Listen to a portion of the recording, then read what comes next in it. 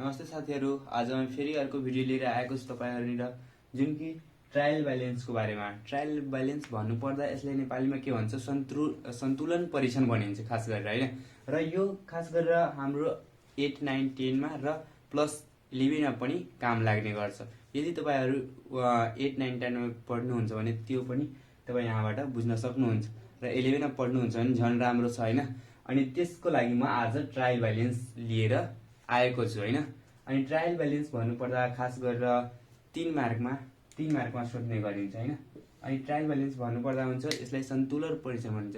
यो सन्तुलन परीक्षण भनेको के हो हैन, जुन साइड डेबिट र क्रेडिट चाहिँ के हुन्छ कि मिलाउने खातालाई चाहिँ के हुन्छ ट्रायल ब्यालेन्स भन्ने गर्छ नि। अनि ट्रायल ब्यालेन्स भन्नुपर्दा डीआर मा कुन एन्ट्रीहरु कुन आइटमहरु जान्छ र सीआर मा कुन जाने गर्छ त्यो खास गरेर हामीहरु बनाउने गर्छौं र दुवैलाई के गर्छौं इक्वल पार्छौं। अनि त्यसलाई के भन्छ ट्रायल ब्यालेन्स भन्छ। ट्रायल ब्यालेन्स भन्नुपर्दा खास गरेर हामीहरु डेबिट र क्रेडिट इक्वल पार्नको लागि ट्रायल ब्यालेन्स बनाउने गर्छौं हैन। अनि अब चाहिँ के हुन्छ कि अब डेबिटमा कुन आइटम जान्छ र क्रेडिटमा कुन आइटम जान्छ जुन म तपाईहरुलाई बताउन गइरहेछु। अब डेबिटमा जति पनि all assessed expenses and losses भन्नुपर्दा नोमिनल एकाउन्ट हैन। All assessed expenses losses account चाहिँ डीआर हुन्छ, त्यो डीआर हैन। अनि all income liability and gain यो सबै के हुन्छ सीआर हुन्छ। अब यहाँबाट बुझ्दाखेरि हाम्रो एसेसमा के पर्ने गर्छ, मेसिनरी भयो, ल्यान्ड एन्ड बिल्डिङ भयो, क्याश भयो, यो सबै चाहिँ हामीहरु यहाँ राख्न सक्छौं। जस्तै यहाँ एक्सपेन्सेस स्यालेरी भयो, रेन्ट भयो हैन, यो इत्यादि। अनि लसेसमा चाहिँ तपाईको के हुन्छ कि डिस्काउन्ट एलाउड भयो हैन।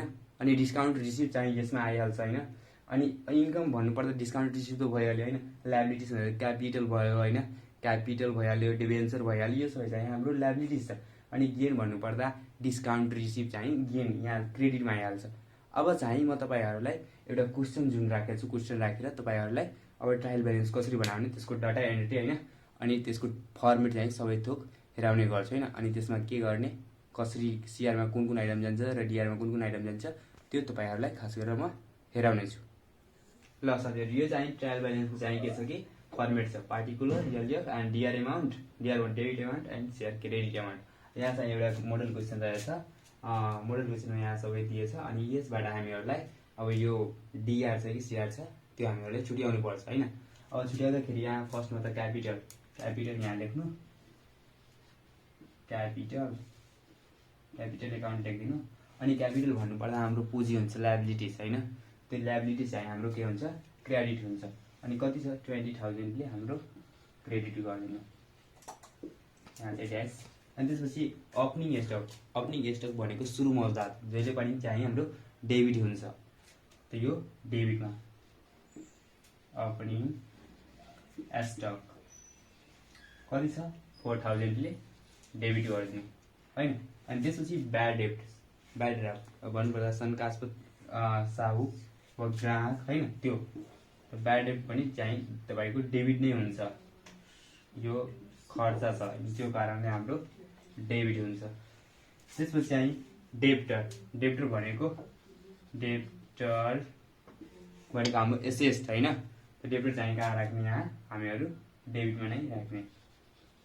त्यसपछि डिस्काउन्ट एलाउड, मैले अघि नै भनेको थिएँ डिस्काउन्ट एलाउड भनेको हाम्रो घाटा होइन, त्यो कारणले हामी डेबिटमा राख्ने। अनि डिस्काउन्ट रिसिभ भएपछि हामीहरु क्रेडिटमा राख्छौं किनभने हामीहरुको गेन हैन, त्यो कारणले यहाँ डिस्काउन्ट एलाउड छ, डिस्काउन्ट एलाउड यो चाहिँ डेबिट हुन्छ 500।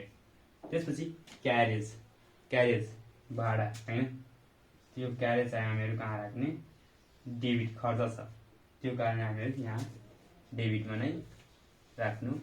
त्यसपछि सेल्स भनेको बिक्री हैन, किन्छु भने हाम्रो आउँछ अनि बेच्छु भने जान्छ, त्यो कहाँ क्रेडिटमा। सेल्स चाहिँ हाम्रो के हुन्छ क्रेडिट हुन्छ 14,000। त्यसपछि ड्रोइङ ड्रइङ भन्नुपर्दा मालिकले जे पनि बिजनेसबाट निकाल्छ त्यो भयो, त बिजनेसबाट जे पनि निकाल्छ त्यो डेबिट हुन्छ हाम्रो होइन। त्यहाँ चाहिँ ड्रइङ भन्नुपर्दा हाम्रो के हुन्छ, ड्रइङ डेबिट एकाउन्ट हुन्छ। त्यसपछि मेसिनरी,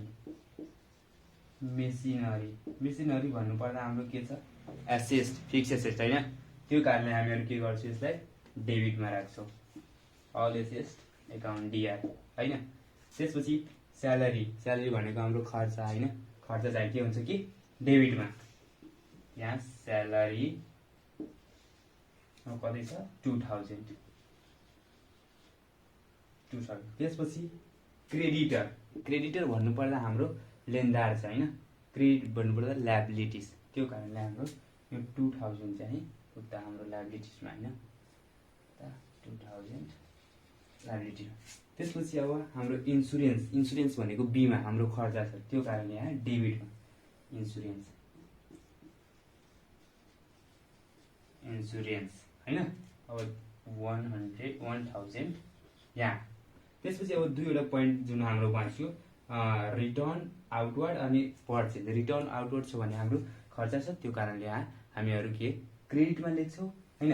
अनि बाँकी छ हाम्रो पर्चेज, पर्चेज अलवेज चाहिँ के हुन्छ हाम्रो डेबिटमा हुन्छ होइन, त्यो कारण डेबिटमा। अनि रिटर्न इनवर्ड भएको भए हामीहरू कहाँ लेख्थ्यौँ, यहाँ लेख्थ्यौँ, हाम्रो रिटर्न वर्ड भएको है हामी डेबिटमा लेख्थ्यौँ, तर यहाँ हाम्रो रिटर्न आउटवर्ड छ त्यो कारणले हामीहरू क्रेडिटमा लेख्ने गर्छौँ।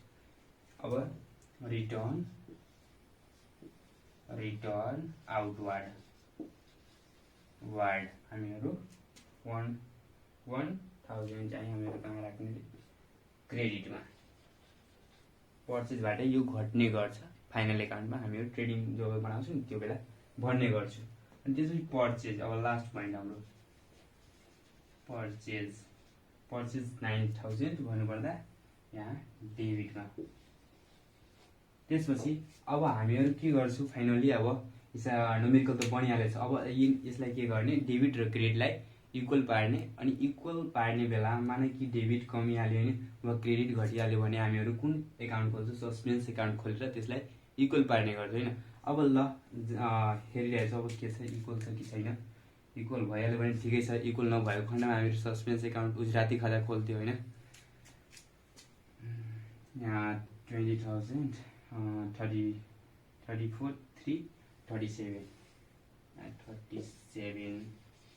37,000। अनि यहाँ चाहिँ 4 5 5 7 12 12 14 14 10 24 24 यो पनि ल बल्ल 37 इक्वल छैन। अब हामीहरूको मान्नु कि इक्वल नभएको खण्डमा हामीहरू चाहिँ के गर्थ्यौँ कि उज्राती खाता हामीहरू खोल्ने गर्थ्यौँ होइन। त्यसलाई इङ्ग्लिसमा सस्पेन्स एकाउन्ट भनिन्छ, नेपालीमा उज्राती खाता। माने कि डेबिट मान्नु 9000ले मेरो घटिरहेछ होइन, अब 9000 हामीहरू सस्पेन्स एकाउन्ट खोलेर यहाँ राखिदिन्थ्यो 9000 अनि इक्वल दुवैलाई गरिदिन्थ्यो। अब तपाईँहरूलाई के छ कि अब हेर्नु यहाँ क्यापिटल, क्यापिटल भनेको हाम्रो ल्याबिलिटिज, त्यो कारणले हाम्रो क्रेडिटमा छ। ओपनिङ स्टक, सुरु मजदार भन्नुपर्दा हाम्रो डेबिट।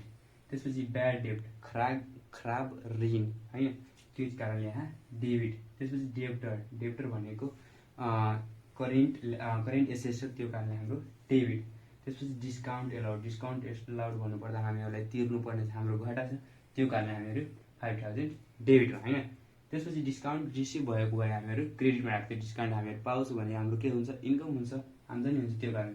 अनि क्यारेज भन्नुपर्दा ढुवानी होइन, ढुवानी, त्यो कारणले हाम्रो ढुवानी चाहिँ खर्च, त्यो कारणले यहाँ घाटा छ, यहाँ हामीहरू यहाँ राखेछौँ। त्यसपछि सेल्स, सेल्स भनेको बिक्री जुन हाम्रो क्रेडिट हुन्छ अलवेज।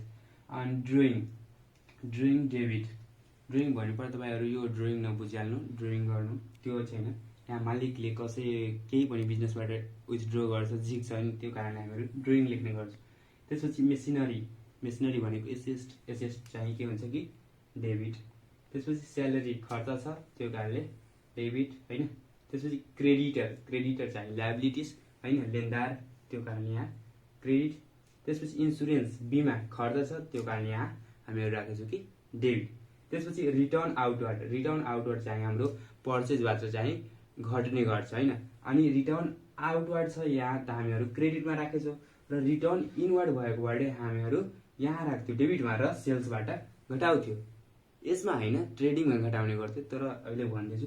त्यसपछि पर्चेज चाहिँ के हुन्छ डेबिट र सेल्स चाहिँ क्रेडिट। त्यसपछि फाइनली हाम्रो यो इक्वल भयो होइन। त्यसपछि अब केही गर्नु छैन। अब तपाईँ यो भिडियो बुझिसक्नु भएको होला होइन, न्युमेरिकल बुझिसक्नु भएको होला। नबुझेको खण्ड तपाईँहरू कमेन्ट गर्न सक्नुहुन्छ होइन, कहाँ बुझ्नु भएन होइन, त फेरि अपग्रेड गरेर तपाईँहरूलाई फेरि बुझाउने छु होइन। अनि मन परेमा लाइक सब्सक्राइब गर्नु होइन, ताकि म जुन भिडियो अपलोड गर्छु तपाईँको मोबाइलमा छिटो जान्छ होइन, तपाईँहरू छिटो हेर्नुहुन्छ होइन। अनि मन परेमा लाइक गर्नु होइन। तबसम्मको लागि बाई होइन, अर्को भिडियोमा फेरि भेटौँला।